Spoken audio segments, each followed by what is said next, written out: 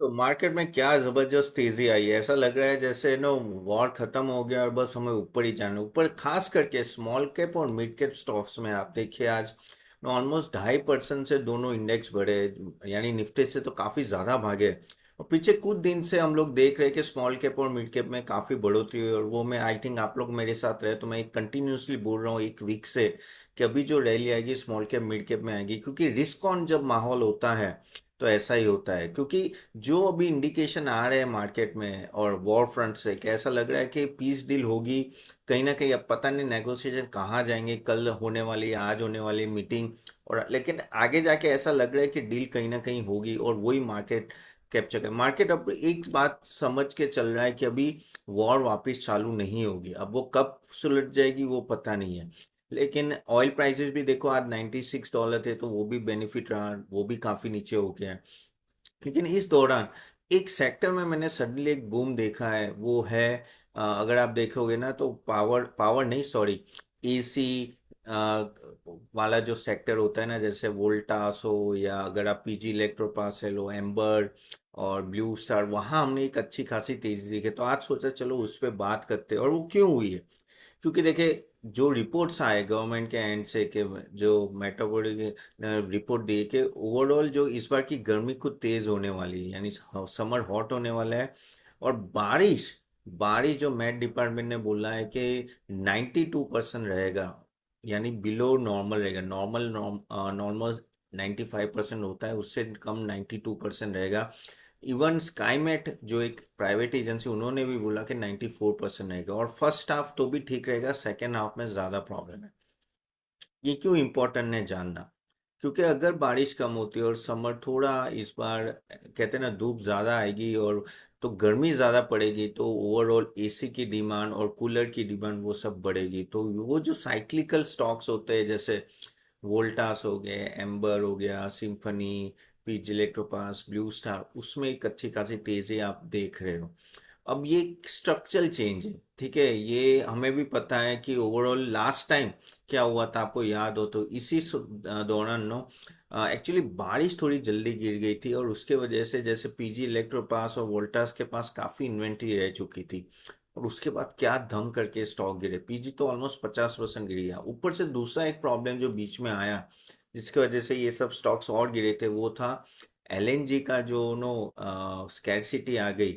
और उसके वजह से भी अगर आप देखो स्टॉक गिरे थे। अभी जो गैस की जो स्कैरसिटी थी वो कहीं ना कहीं कहते हैं ना थम गई है, और ऐसा लग रहा है कि अभी गैस आगे जाके मिलेंगे, क्योंकि वॉर सिचुएशन अभी ओके है।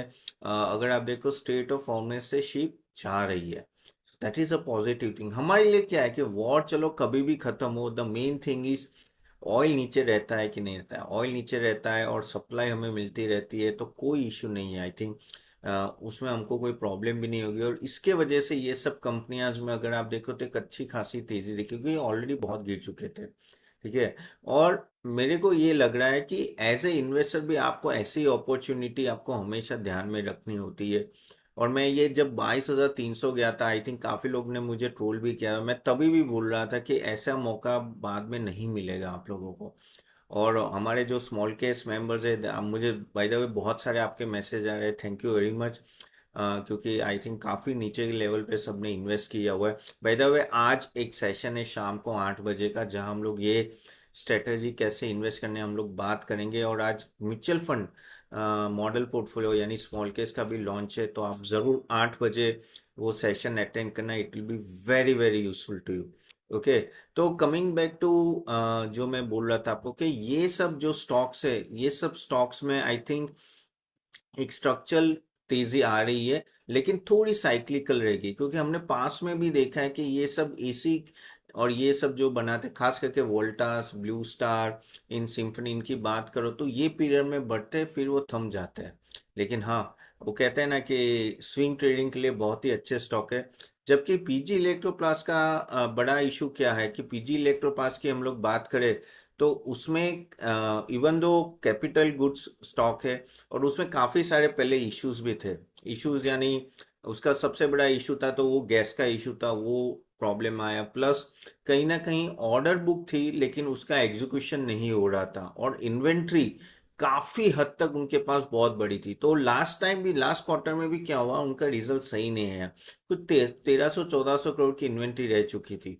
अभी वो अगर समर अच्छा रहता है तो ये जैसे इनकी इन्वेंट्री कम होगी, इवन वोल्टास और उन सब की, ब्लू स्टार उन सब की भी इन्वेंट्री जो पहले थी वो कम होगी। So that is why this में बी इन नो, इसलिए ये बढ़ रहे हैं। लेकिन एक चीज आपको यहाँ ध्यान में रखनी है कि इनके वैल्यूएशन कम नहीं है, इनके वैल्यूएशन भी अच्छे खासे बड़े हुए हैं। अगर आप देखो वोल्टास 80 के पी पे ऊपर है, इवन ब्लू स्टार का भी I think if I am not 60-70 के पी पे, इवन पीजी अभी थोड़ा नीचे आया लेकिन बीच में तो बहुत नीचे आ गया था, अभी 50-55 के पी पे।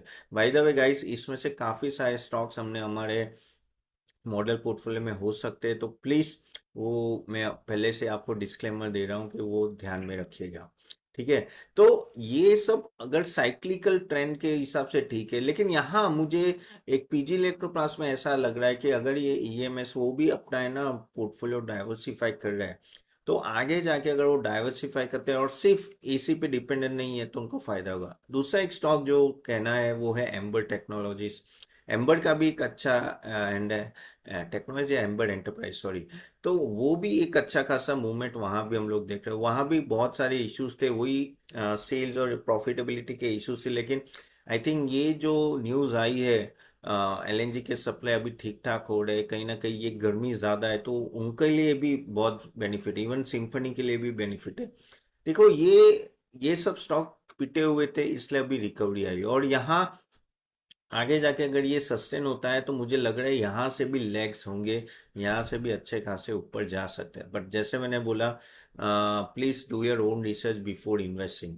ये सिनेरियो में गाइस, जब आपको ये देखना होगा कि जब इतनी गर्मी होगी, बारिश कम होगी, तो दो साइड होते हैं। एक साइड होती है कि ये सब कंपनियों को फायदा होता है, दूसरी साइड फर्टिलाइजर कंपनी को प्रॉब्लम होती है अगर रेन कम होता है तो।